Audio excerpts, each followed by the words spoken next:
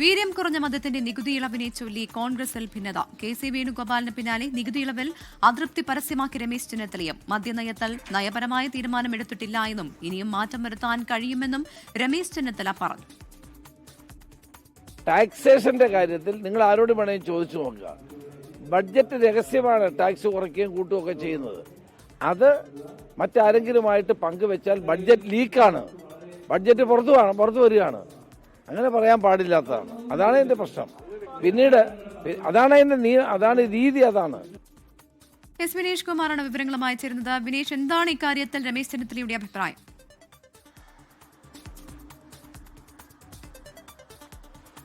Pravitha, K C. വേണുഗോപാലിന് പിന്നാലെ ആഭ്യന്തരമന്ത്രി രമേശ് ചെന്നിത്തലയും ഈ നികുതി വിഷയത്തിൽ ഒരു അതൃപ്തിയാണ്, അദ്ദേഹത്തിൻ്റെ ഒരു അതൃപ്തി കൂടിയാണ് ഇപ്പോൾ പുറത്തേക്ക് വന്നിട്ടുള്ളത്. കാരണം ഈ നികുതിയുടെ കാര്യത്തിൽ തീരുമാനമെടുക്കേണ്ടത് ധനമന്ത്രിയാണ് ഇക്കാര്യം പറഞ്ഞിരിക്കുന്നത്. ബജറ്റ് ലീക്ക് ആവണ്ട എന്ന് വിചാരിച്ചുകൊണ്ടായിരിക്കും ധനമന്ത്രി ഇക്കാര്യം തങ്ങളോട് ചർച്ച ചെയ്യാത്തത് എന്നതുൾപ്പെടെയുള്ള കാര്യങ്ങളാണ് പറയുന്നത്. നമുക്കറിയാം, ഇത് UDF-നകത്ത് തന്നെ വലിയ ചർച്ചയായതാണ്. കാരണം മുസ്ലിം ലീഗ് എല്ലാം തന്നെ രഹസ്യമായാണെങ്കിൽ പോലും തങ്ങളുടെ അതൃപ്തി പ്രകടിപ്പിച്ചു കഴിഞ്ഞു.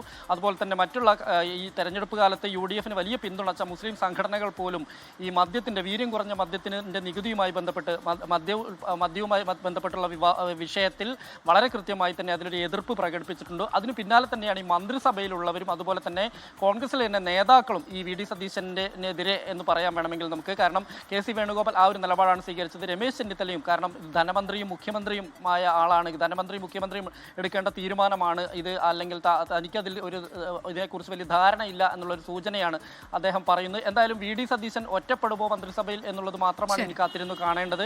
UDF-ലെയും അതുപോലെ തന്നെ കോൺഗ്രസിലെയും ഒരു വിഭാഗം അദ്ദേഹത്തിനെതിരെ ഈ വീര്യം കുറഞ്ഞ മദ്യത്തിന്റെ നികുതിയുമായി ബന്ധപ്പെട്ട് രംഗത്ത് വന്നു കഴിഞ്ഞു എന്ന് തന്നെ പറയേണ്ടിയിരിക്കുന്നു. വീര്യം കുറഞ്ഞ മദ്യത്തിന്റെ നികുതി ഇളവിനെ ചൊല്ലി കോൺഗ്രസിൽ ഭിന്നത. ഇപ്പോൾ ഏറ്റവും ഒടുവിൽ രമേശ് ചെന്നിത്തലയും അഭിപ്രായ ഭിന്നത അറിയിക്കുകയാണ്.